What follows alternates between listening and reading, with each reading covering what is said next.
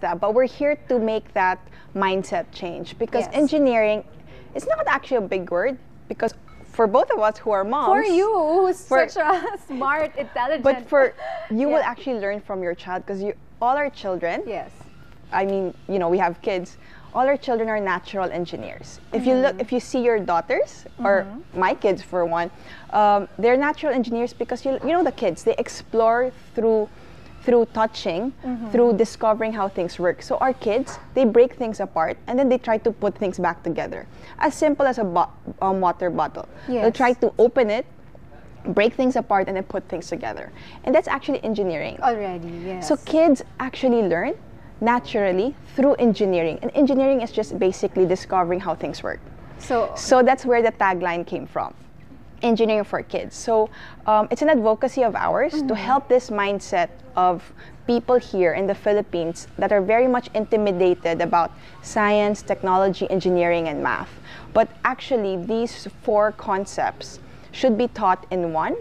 And it's called STEM. It's STEM. It's Okay. called STEM. So we brought in Engineering for Kids. What happened was a friend of mine and myself went to the US and we discovered a trend there, which was STEM education. And we said, this is not in the Philippines yet.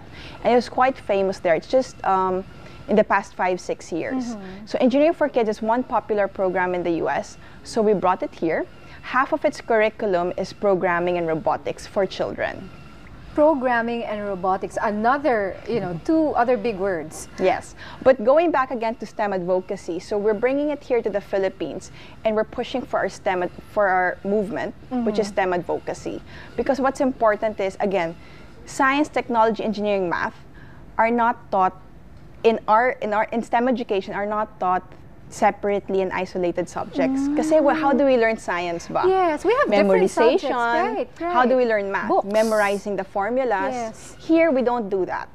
They end up learning the concepts of problem solving, critical thinking, and they don't even know they're learning math concepts, science concepts through real world application. So for example, so they're not even aware that this Yes. is actually math already. Exactly. So for example, it's important that you saw the demonstration Yes. earlier by Teacher Tat. In electrical engineering, they don't know that's already science. But the kids, when they see it, all of our students want to buy already that snap circuits because they end up learning how the science of circuitry is. But for them, it's a toy.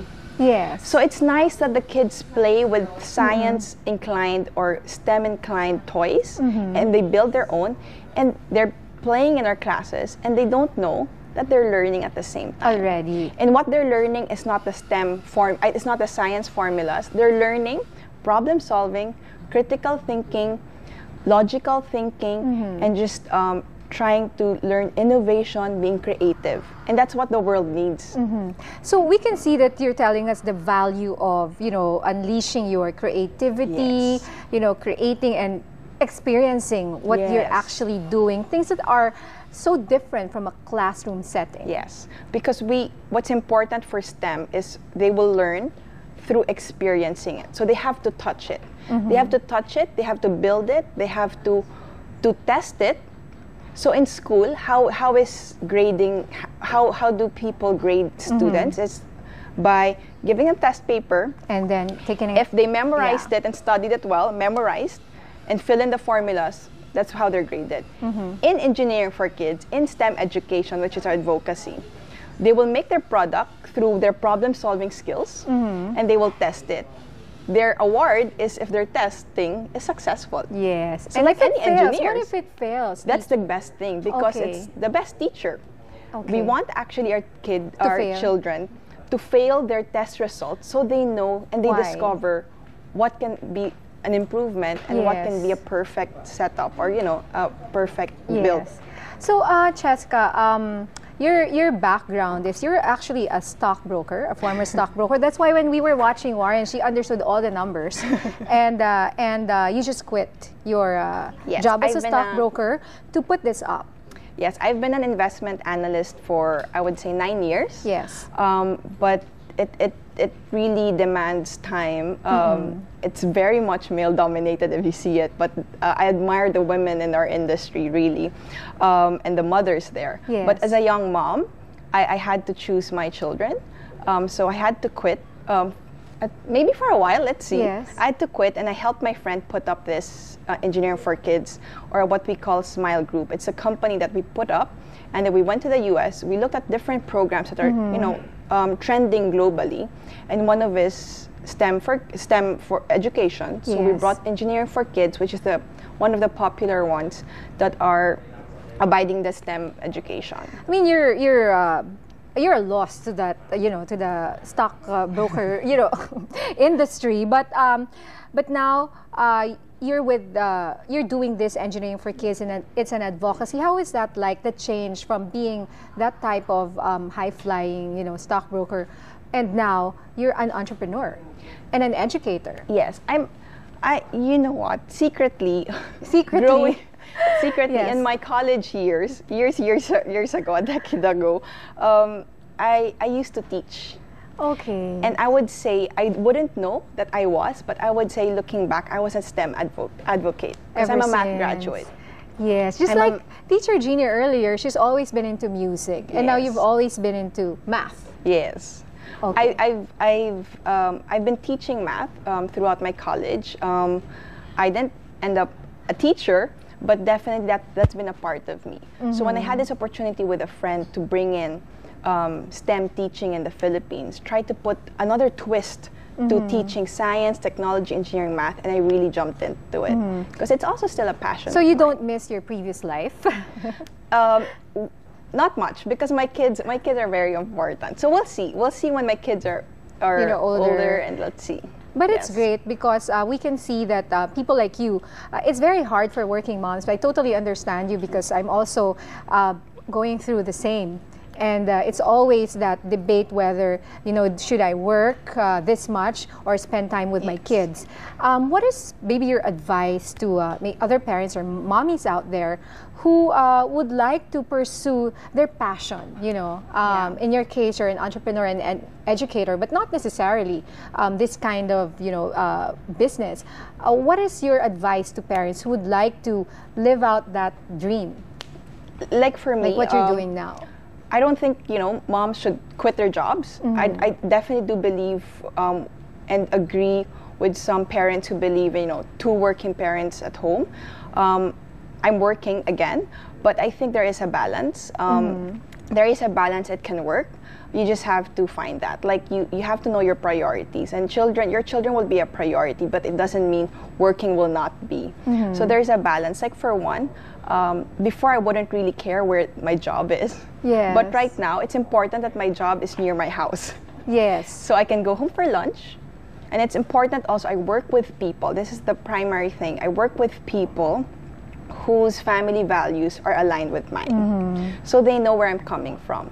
And I don't mind working for people who are very family oriented, who have family values that are very much similar to mine. But in reality, for some people, it's harder because they might want to quit their job, but then, of course, they have to put their kids through school, pay for the bills. Exactly. It's more difficult for them. They don't have that luxury. What's your advice? Should they just, follow their heart, quit, and do this, or? I think if they have a business venture, business idea, and they're very young, I think they should try to make it work. But if they think that they being an employee is what they really want, and I don't mind that. I think they should always just work for a corporation or for an employer who share the same values as theirs. So they don't mind if they have to go home for lunch and work from home. Yes. Their employer shouldn't mind. Yes. If they share the same values. That's a great advice. But going back to Engineering for Kids, it's usually like a man's world. You mentioned earlier that usually it's for the boys. Yes. Is this also something that girls would like to do? And that's one of our advocacies here, which is also it's a very present thing in the US. STEM advocacy definitely for female, because if you look at the world around us, there are already women, global women leaders. There are already women running corporations. Yes. It's not anymore primitive years wherein women just run the house. So the world's changing. The female demand is the same demand as male.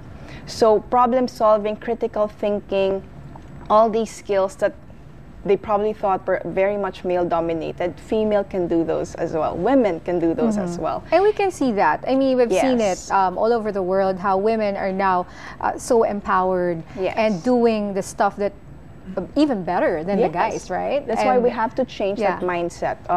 We encourage parents to enroll their children in engineering for kids, Even if though they're women. girls. Yes, even though they're Okay. women. I think women can program the same, caliber as male do. And I think course. a lot of women love programming. Yeah. That you wouldn't see. You would be surprised. Yes. Yeah. What is the age range for your students? So we do have, for engineering for kids, we call them the junior engineers. Okay. They're from 4 to 6 years old.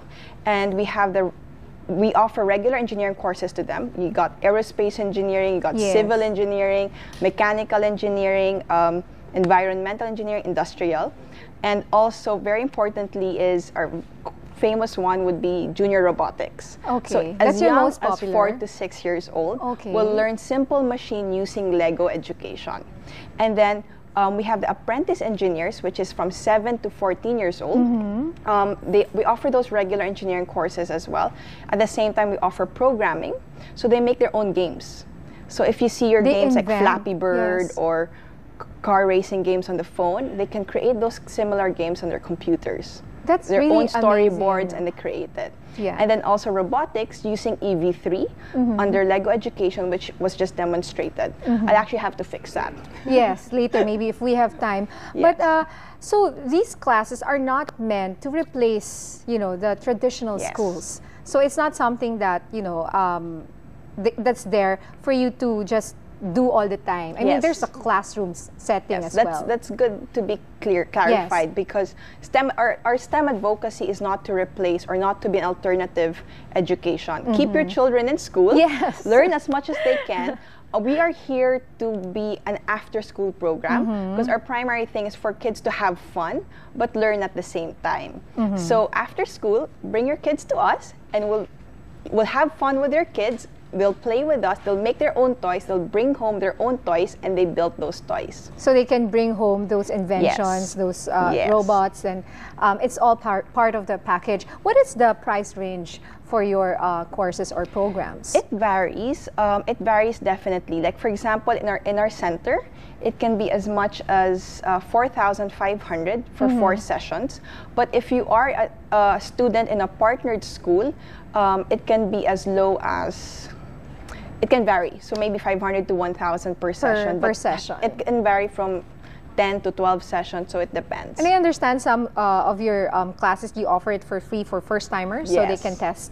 We offer a lot of free trials from different locations and different partnered centers. But at the same time, we do also have trials. And before we go, I'll ask you the same question that I asked Teacher Jeannie. What do you think is the secret to good parenting? Secret to good parenting: be a happy mom first. Yes. Be a happy mom, and everything goes with it. Being happy yourself, being happy wife, and then you'll be a very well-rounded mother. Thank you so much, Chesca Tenorio of Okay. Engineering for Kids. Thank you. Meanwhile, one of the original